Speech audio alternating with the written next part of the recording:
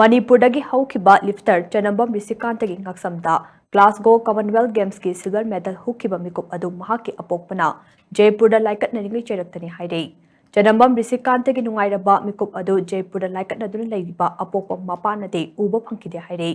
Chanambam Rishikanta ngairangbam makha leikaidagi yamna chamjaba amade lairaba imung amadagi haurakhiba sanaroine mahaki leikai asidagi Commonwealth Games ta medal lawrakpa sanaroi ase mahakna ahanbane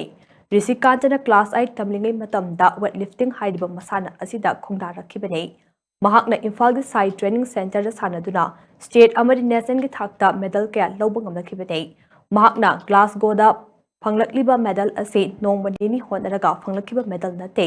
matam kaya changna hanba leitana honarakiba kaya adugi mahai oina medal adu phangba ngamkibane Rishikantana snatch da kg 1kunmathoi thangatuna anauba Commonwealth Games record thamba ngamkhei Madugi matungda clean and jerk da kg 194 thangatuna punna kg 264 thangatpa ngamkhibane adum oinamak final clean and jerk da weight khara khatada goal phanglamgadaba adu nanthokibane Rishikantagi makhura Chanambam ibomchana hai Rishikantana sanaba adu puling wakhal leitaba ngamdana yengkhei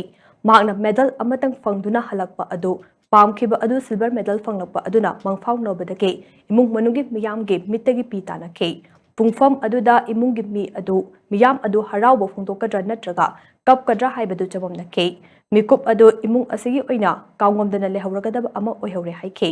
Rishikantagi apokpina nongmagi aphangba thabak shuduna mahak sanahalakibane Rishikantana hanba leitana honarakiba kaya aduna ngaside mahak mai paklibane makha tarakpada mahakna Olympic Games ta medal ama phangba adu uba pami hainasu mahakna makha tana phongdokhe Rishikantagi matai ma Chanambam ongbi ichana hai Mamangda Manipur amadi India gi mahut sinduna championship kaya da saruk yakibadi laikre adubo mahakna Commonwealth Games da saruk yaba ase handaki asina ahanbane mahaki mayam ahalde hauzik Indian Air Force da thabak tawduna hauzik Rajasthan da posting tare Rishikantagi apokpigi macha singidamak angamba thakta honaduna lakli haike Rishikantana Glasgow da mai paklakpa asina ngairangbam makha leikai gi miyam harauba phongdoknaba khaktan natana Olympic medal ke manglan ge maru hunbasu hokre